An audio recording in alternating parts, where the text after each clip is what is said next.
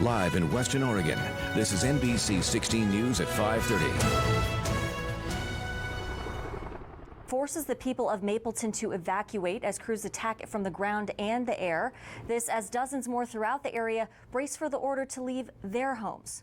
Good evening and thank you for joining us. I'm Jacqueline Mazer.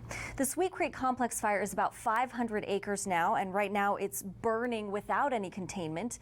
NBC 16's Angelina Dixon joins us live tonight after speaking with fire officials. You know, Angelina, this fire won't be easy to get a hold of. Jacqueline, the Oregon Department of Forestry says it's really rough to work on this steep terrain.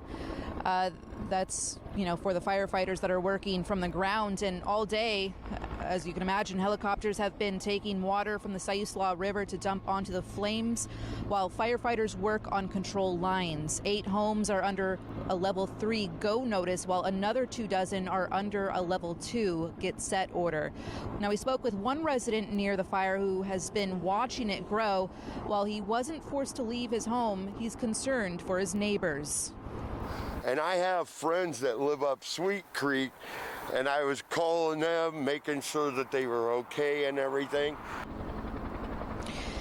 Now, Woods says some of his neighbors have been watering the plants around their properties to lower the fire risk to their homes. Meanwhile, boaters are asked to avoid the Siuslaw River between Tiernan Landing and the bridge where Highway 126 and 36 meet up. That's so helicopters could get to the Siuslaw River and get water without any issues. And of course, the Lane County Sheriff's Office is asking anyone to report anything that they might know as for the start of this fire. For now, reporting live from Mapleton, I'm Angelina Dixon. Back to you, Jacqueline. A grand jury deciding not to charge a man who was accused of hitting a Black Lives Matter protester with his car during a rally in June. Our reporter Alex Hassenstab joins us live from the Lane County Courthouse tonight after speaking with prosecutors. Alex. Hi, Jacqueline. Well, just a little bit of background on that case. Activist Isaiah Wagner was struck by a vehicle being driven by Travis Valeri on June 28th near First Avenue and North Adams. Now, District Attorney Patty Perlow decided to move forward with a grand jury proceeding. Now, Valeri was up for charges on multiple assaults, failure to perform the duties of a driver, and reckless driving and reckless endangering of another person. The grand jury eventually returned a no true bill. That basically means that they didn't feel there was enough evidence to move forward with criminal proceedings. Now, some of the evidence in this case, there were 13 witnesses brought to the stand. They looked at surveillance video. They looked at damage to Valeri's car.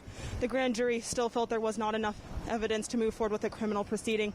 Now, Wagner does have the option to move forward with a civil trial if he chooses to do so. And as well, Valeri could be cited for a traffic infraction by EPD because he did admit to making an illegal turn in the roundabout at the time of the incident. Ava Carey's family and Corvallis residents are holding a Bring Ava Home gathering and search event tonight in front of Cheldenin Middle School in Corvallis. NBC 16's Angelina Dixon joins us live from tonight's gathering. Angelina, tell us about tonight's Bring Ava Home situation out there. Jacqueline, tonight is about hope and bringing Ava Carey home safe to family and friends. Tonight, residents in the Corvallis area are building a wall of hope for Ava with ribbons and pictures.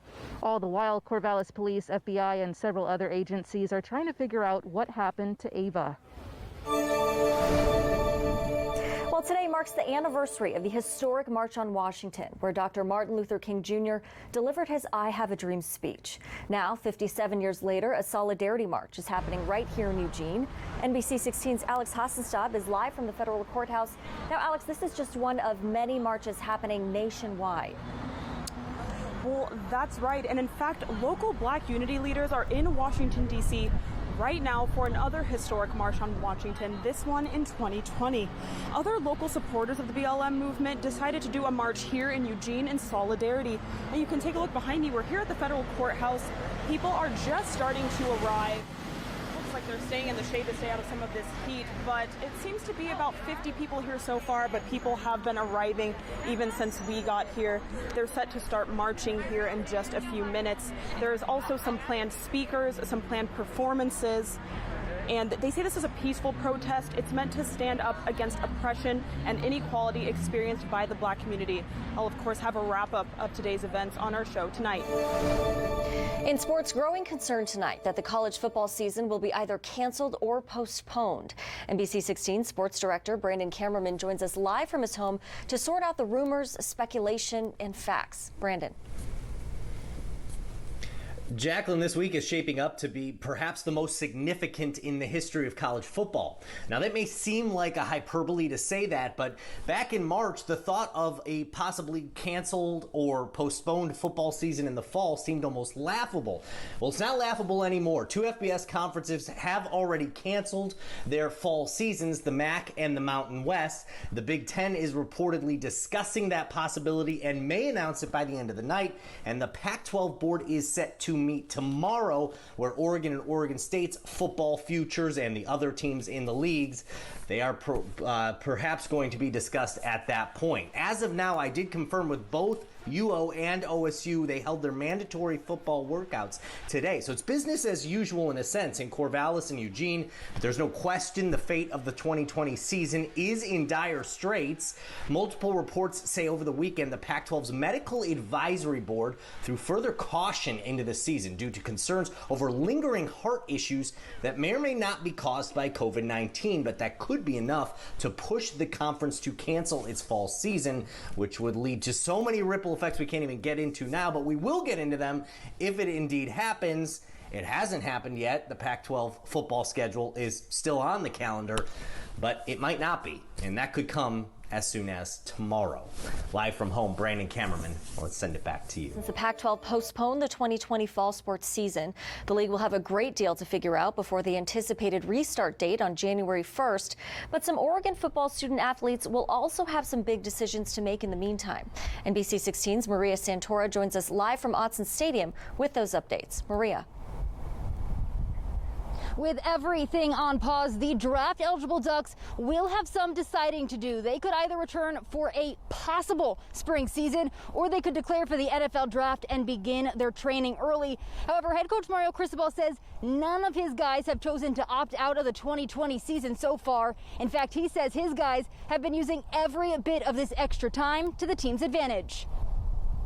The not surprising part, the kind of interesting part is, we do have the ability to train during this time, but we've made the decision that, hey, you have access to the facility, do what you want.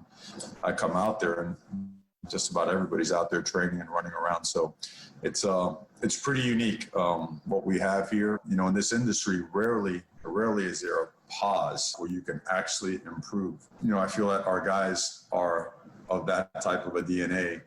We're going to take advantage of that. That's going to be a huge point of emphasis. And watching them work, watching them push, watching them finish drill to drill, seeing that they retain so much from the season, so much from the spring. I think this team's going to be ready for anything that's thrown its way down the line in the future. Athletic Director Rob Mullins was also on the call with some updates, one of which being, despite the anticipated $50 to $80 million financial hit, cutting any of the department's 20 athletic teams would be a, quote, last resort. So some good news there. Reporting live from Autzen, Maria Santora, back to you.